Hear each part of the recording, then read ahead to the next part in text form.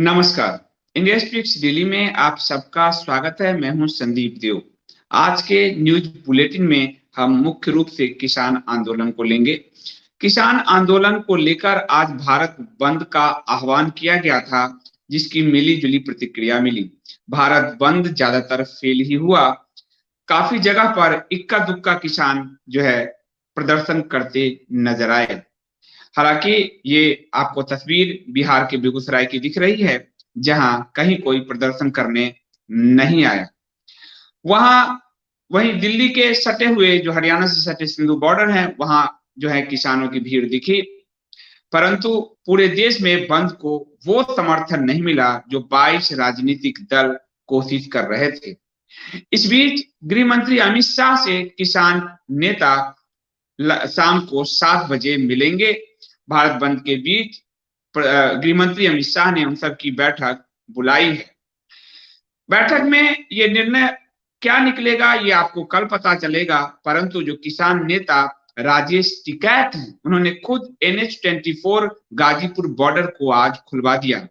उन्होंने कहा कि हम बंद का विरोध करते हैं। राजेश टिकैत ने साफ कहा कि वो बंद का विरोध करते हैं। उन्होंने कहा कि यह आंदोलन राजनीतिक हो गया है।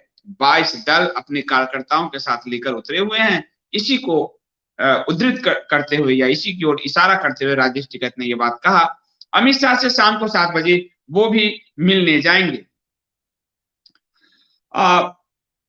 ये आपको ध्यान हो कि पिछली बैठक 5 दिसंबर को हुई थी सरकार और किसानों के बीच, जिसमें कृषि मंत्री नरेंद्र सिंह तोमर, खाद्य मंत्री पीयूष गोयल और वाणिज्य और उद्योग राज्य मंत्री सोम प्रकाश शामिल हुए थे। 5वें दौर की बैठक के बाद भी किसानों ने कोई भी सॉल्यूशन निकालने की तरफ आगे अब कदम नहीं बढ़ाया। पहले किसान कह रहे थे कि आप जो है MSP के बारे में लिखित में दीजिए।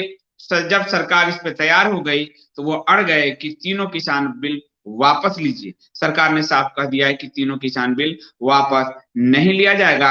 ये ब्लैकमेलिंग नहीं चल सकती। देश के किसी भी राज्य में ये प्रॉब्लम नहीं है। ये प्रॉब्लम है तो सिर्फ हरियाणा, पंजाब और पश्चिमी उत्तर प्रदेश में ही क्यों है? क्योंकि पंजाब और हरियाणा में 7,000 गवर्नमेंट रेगुलेटेड मंडियां हैं। 7,000। और ये जो मंडियां हैं वो बिचौलियों के कब्जे में हैं। ये पूरा मंडी सिस्टम एक तरह से बिचौलियों के कब्जे में है, जिसके कारण सबसे बड़ी दिक्कत पंजाब और हरियाणा में हो रही है। आपको बताऊं कि MSP पर अगर देखा जाए तो दूसरे स्टेट में इस समय जो ओपन मार्केट में MSP पर जो सरकार ने जो दर तय कर रखा है, जैसे सोयाबीन अगर हम लें तो सोयाबीन का दर 3,880 रुपए है, लेकिन मध्य प्रदेश के ओपन मार्केट में किसान उसे 4,266 रुपए पर क्विंटल बेच रहे हैं। सरकार के 3,880 रुपए पर क्विंटल से कहीं ज्यादा, करीब 1,000-1,200 या कहें कि 1,600 का पर क्विंटल फर्क है। ऐसे में मध्य प्रदेश, छत्तीसगढ़, आपको कहें बिहार, बंगाल, अन्य प्रदेश, उड़ीसा, कहीं के भी किसानों ने इस आंदोलन को समर्थन नहीं दिया है, क्योंकि वो सब ओपन मार्केट का स्वागत कर रहे हैं। किसान आंदोलन को ही ले रहे हैं तो आज किसान आंदोलन में केजरीवाल की पूरी नौटंकी खुल गई। केजरीवाल किसान आंदोलन को कल भड़काने पहुंचे थे सिंधु बॉर्डर पर। आज वो अपने घर में ही आराम फरमा रहे हैं। परंतु र्यूमर ये फैला दिया आम आदमी पार्टी के ट्विटर हैंडल से और ये कह दिया कि उन्हें दिल्ली पुलिस ने हाउस अरेस्ट कर लिया है। असल में वो हाउस में रेस्ट कर रहे थे, लेकिन उन्होंने र्यूमर फैलाया कि दिल्ली पुलिस ने हाउस अरेस्ट कर लिया है। दिल्ली पुलिस ने साफ साफ इसका खंडन किया और साफ कहा कि केजरीवाल झूठ बोल रहे हैं। और उन्होंने फोटो जारी करके कहा कि देखिए, केजरीवाल अपने जो है के घर की पोजीशन देखिए, केजरीवाल घर पर अरेस्ट नहीं है, वो अपनी मर्जी से घर में। यदि आप ट्विटर पर देखेंगे तो आपको वीडियो मिलेगा कि आम आदमी पार्टी के जो विधायक हैं वो वहां पर प्रदर्शन कर रहे हैं, हंगामा कर रहे हैं कि हमको केजरीवाल से मिलने नहीं दिया जा रहा है। और दिल्ली पुलिस माइक पर कह रही है आप आइए अपने मुख्यमंत्री से मिलिए, और वो मिल नहीं रहे हैं, नाटक कर रहे हैं। ये आपको एक जो वीडियो दिख रहा है, ये मॉडल टाउन के आम आदमी पार्टी के विधायक अखिलेश पति त्रिपाठी का है। ये वहां नौटंकी करने पहुंचे थे, पुलिस ने इनको गिरफ्तार कर लिया है। लेकिन ठीक इसके ऊपर आप देखिए, जो कपिल मिश्रा ने कहा है कि केजरीवाल के एक और झूठ का हुआ पर्दाफाश।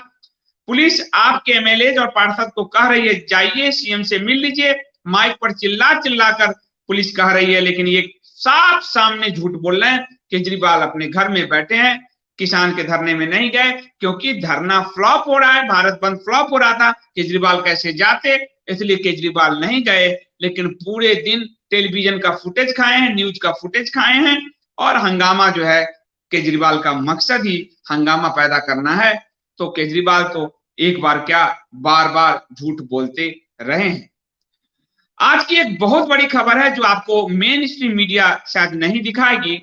15 साल में माउंट एवरेस्ट की ऊंचाई बढ़ गई है। नेपाल ने, चीन ने इस ऊंचाई का ऐलान किया है, और ये बड़ी बात है कि हिम जो है बढ़ रहा है।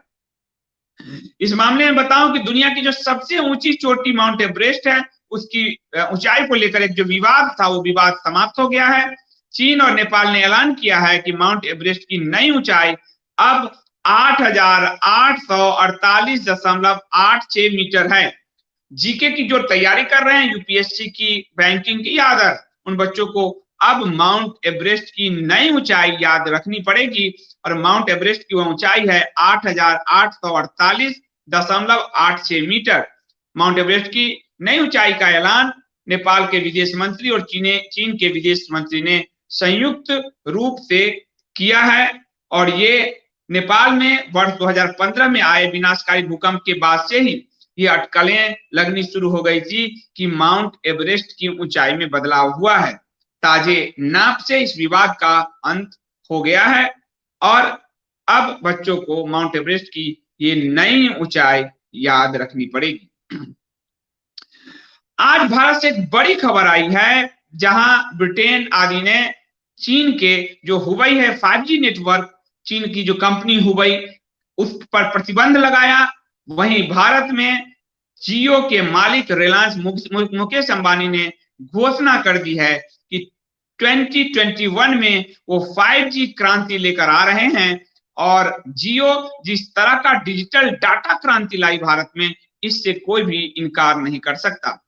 मोबाइल कांग्रेस 2020 में बोलते हुए मुकेश अंबानी ने कहा कि भारत को 5G स्पेक्ट्रम को लेकर जल्द ही फैसला लेना चाहिए। और उन्होंने कहा कि 2021 में 2021 में जियो 5G ला रहा है। उन्होंने साफ कहा कि हम 5G सेवा लॉन्च करने की तैयारी में हैं, यानी उनकी तैयारी है पूरी। और लेकिन उन्होंने ये भी कहा कि इसके लिए नीतिगत बदलाव और प्रक्रिया में तेजी लानी होगी, जो सरकार ही ला सकती है। उन्होंने कहा कि जब तक इसे नीतिगत रूप से आसान और सस्ता नहीं बनाया जाएगा, सभी तक इसकी पहुंच संभव नहीं है। तो 5G को भी सस्ता बनाना पड़ेगा और सरकार को नीतिगत बदलाव लाना पड़ेगा। मैं गांव में देख रहा हूं कि यहाँ किसान जो है ई मार्केट में, मंडी में अपनी चीजें बेच रहे हैं। हमारे गांव में काफी सेंटर्स बन गए हैं जो मोबाइल और इस डाटा के जरिए अपने बिजनेस को एक नया आयाम दे रहे हैं। और मेरा गांव जो कभी एक सिर्फ चाय का एक दुकान होता था चौक पर, आज पूरा बाजार बस गया है। और हमारे जिला का शायद सबसे विकसित उन्नत जो सब्जी मंडी है, बाजार, वो हमारे यहाँ बन गया। और इसमें बहुत बड़ी भूमिका डाटा और किसानों की जागरूकता का है। अंबानी ने कहा कि 2021 में जियो भारत में 5G क्रांति लाएगी, पूरा नेटवर्क स्वदेशी होगा। ये बहुत बड़ी बात है। ब्रिटेन ने हुबई को भगाया है, क्योंकि चीन डिजिटल क्रांति और हुबई के जरिए एक तरह से जो डिजिटल साम्राज्यवाद की ओर बढ़ रहा था, उस पर मुकेश अंबानी का ये बयान बहुत महत्वपूर्ण होगा कि पूरा नेटवर्क स्वदेशी होगा, एकदम स्वदेशी होगा। इसके अलावा हार्डवेयर और टेक्नोलॉजी भी पूरी तरह से स्वदेशी होगी, मुकेश अंबानी ने कहा है। और आपको ध्यान होना चाहिए कि जब फाइबर ऑप्टिकल्स की बात थी, तो एक समय उन्होंने अपनी पूरा सिस्टम ही लगा जो है अपना इकाई यूनिट स्थापित कर दिया था।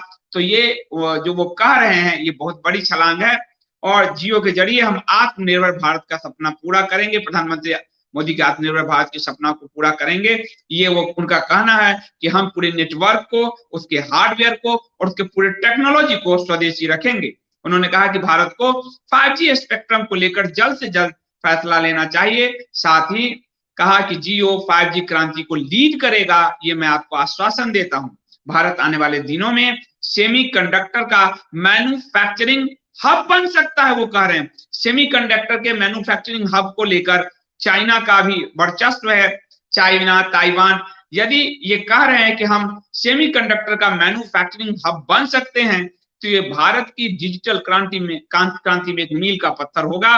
उन्होंने कहा कि हम सेमीकंडक्टर के लिए केवल आयात के भरोसे नहीं रह सकते, हमें बनाना होगा, निर्यात करना होगा। देश में भी 30 करोड़ 2G फोन यूजर्स हैं। इन लोगों तक स्मार्टफोन की पहुंच जरूरी है, अभी उनके पास पहुंच भी नहीं है। इसके लिए उन्हें नीतिगत हस्तक्षेप की जरूरत है। अंबानी ने कहा कि हम डिजिटली काफी अच्छे से जुड़े हुए हैं, इसके बावजूद 300 मिलियन लोग अभी भी 2G स्मार्टफोन का इस्तेमाल कर रहे हैं और इसे हमें बदलना होगा। और ये बहुत बड़ी बात है कि अगर हम 5G की तरफ जाएं तो आप ये समझिए कि भारत एक बड़ी क्रांति की ओर बढ़ रहा है। तो किसान आंदोलन से लेकर 5G क्रांति तक आज का के न्यूज बुलेटिन में इतना ही। मिलेंगे आपसे कल शाम 6:30 बजे अगली न्यूज बुलेटिन में। तब तक के लिए नमस्कार।